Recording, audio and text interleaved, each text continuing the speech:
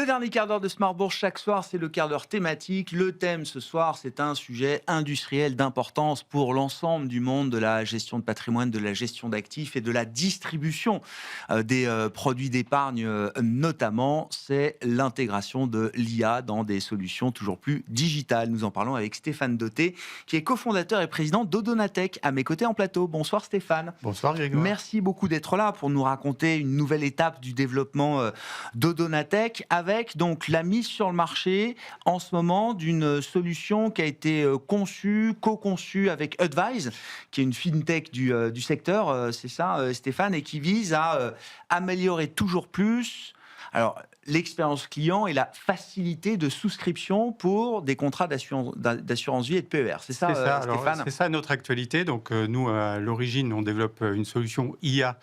Donc, ça, c'est l'activité de Donatech, un assistant IA qui permet aux institutions financières de digitaliser la relation client, d'offrir un nouveau canal de communication avec leurs clients. Derrière, on analyse les communications entre le client épargnant et l'agent. Et puis, on restitue des éléments de connaissance client, des motifs de contact. Et là, c'est vrai qu'on a annoncé un partenariat avec Advise qui fait des parcours de souscription et qui fait qu'aujourd'hui, on a l'ambition ensemble de faire des parcours de souscription qui sont aussi simples qu'une conversation. Voilà. Et on est loin d'en être là. Alors aujourd'hui, on n'en est pas là. Il y a eu des gros progrès sur la digitalisation, bien sûr. Néanmoins, il y a en combien de temps on peut souscrire un contrat d'assurance vie aujourd'hui, dans le meilleur des cas ? Allez, on va dire 10 minutes, un quart d'heure.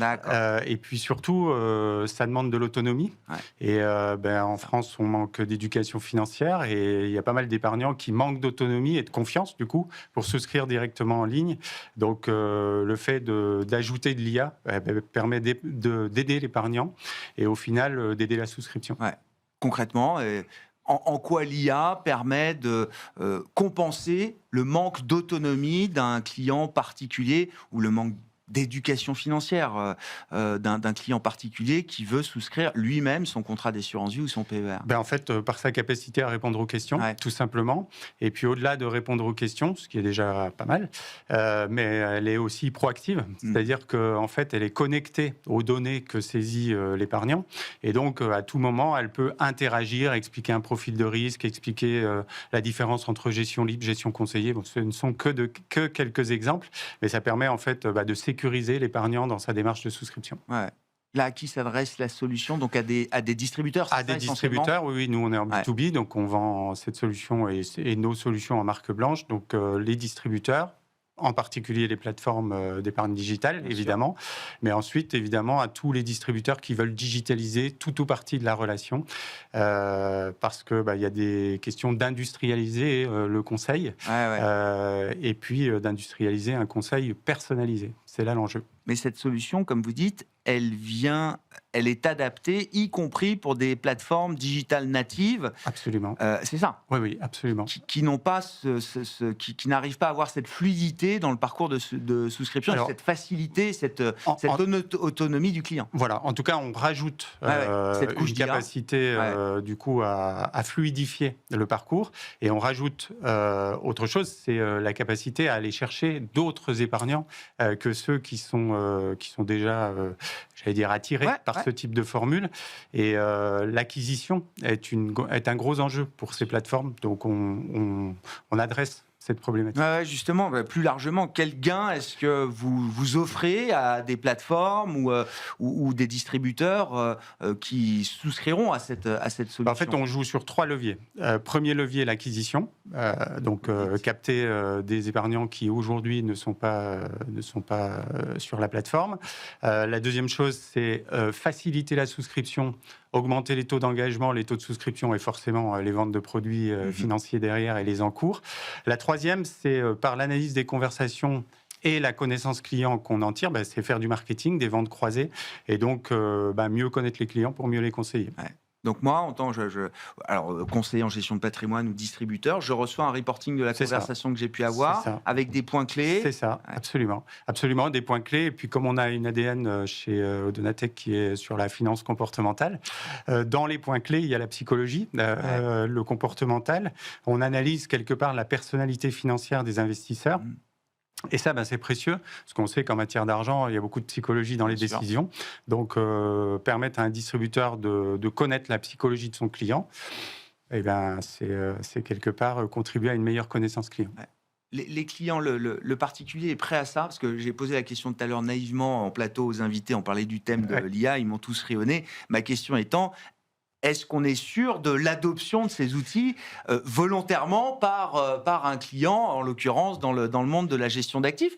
Ou est-ce qu'à un moment, ces solutions, je ne sais pas, peuvent générer une forme de défiance, un mouvement de réticence, voire de rejet, si on n'explique pas bien comment ça fonctionne? Absolument. Donc, nous, d'abord, premier élément de réponse, il y a quand même une adoption massive de l'IA par les particuliers.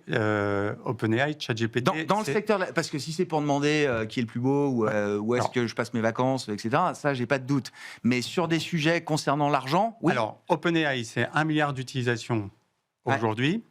Et si on prend les sujets d'argent, il y a une étude qui a été publiée récemment par eToro, c'est 50% des utilisateurs d'eToro qui souhaitent utiliser un assistant IA. Et moi, je corrobore ça aux études qu'on a menées, nous, sur des échantillons représentatifs.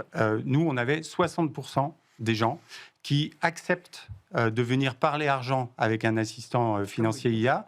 Les 40%, c'est des questions de protection des données, un certain nombre de freins qui vont ou pas se lever, mais en tout cas, ça fait 60%. Je rajouterai à ça dans l'étude qu'il faut aussi tenir compte du changement de génération. Il y a une vague énorme de nouveaux investisseurs qui arrivent sur le marché et eux, ils sont IA Ils natifs. ne pas les mêmes questions. Voilà. Je peux bien le croire. Et puis, une étude aussi comportementale, puisqu'on est spécialisé un petit peu là-dedans. En fait, quand vous commencez à parler à une IA, à ChatGPT, en fait, vous vous confiez beaucoup plus qu'un conseiller, parce qu'il n'y a pas la peur, en fait, de se confier et de lui dire des choses. Alors, nonobstant le problème de la protection des données... L'intime se déplace je pense. vers l'IA, Oui.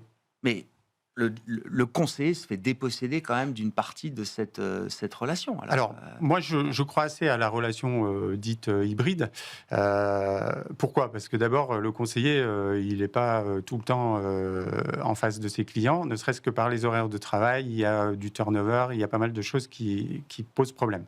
Ensuite, les conseillers, bien entendu que par rapport aux clients gestion de fortune, patrimoniaux, bien entendu que l'humain a toute sa place et que on peut rentabiliser un conseil humain. Maintenant, sur le mass market, sur le grand public, il faut industrialiser. Oui. Et moi, je pense que l'idéal, c'est un nouveau canal de communication client qui permet d'avoir un niveau de service de qualité.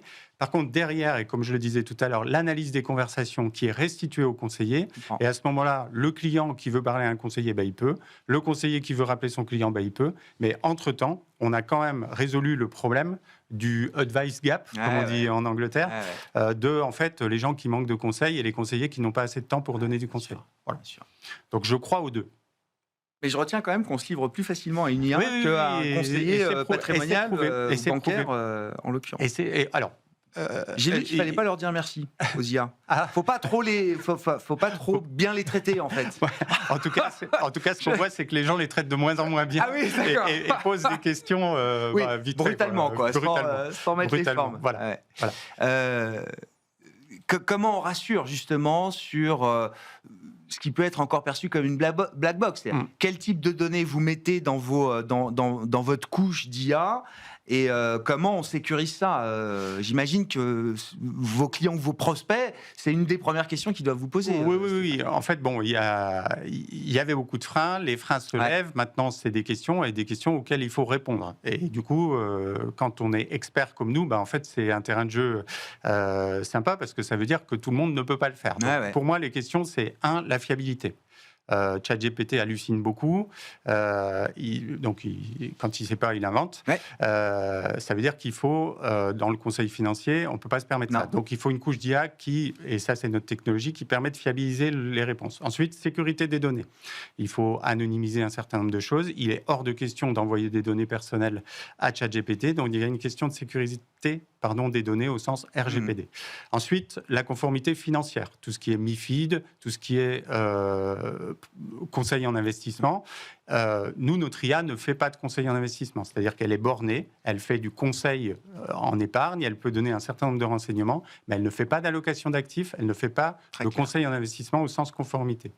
Et puis ensuite, je dirais un quatrième point, c'est ce que nous, on appelle le job to be done, c'est-à-dire qu'il faut que l'IA serve à quelque chose. C'est bien beau, toutes les communications sur l'IA, mais à quoi ça sert vraiment? Donc il faut qu'en fait, elle résolve un problème, qu'elle soit adaptée à un contexte, et là, du coup, on en arrive aux données, parce qu'il faut que l'IA, en tout cas dans le conseil financier, elle ait du métier. Ça veut dire qu'elle a un corpus de connaissances qui soit identique, presque, à celui d'un conseiller. Voilà. Donc, connaissances financières, connaissances techniques, conformité, connaissances de psychologie, comprendre la psychologie du client, voilà, tout ce qui fait un bon conseiller.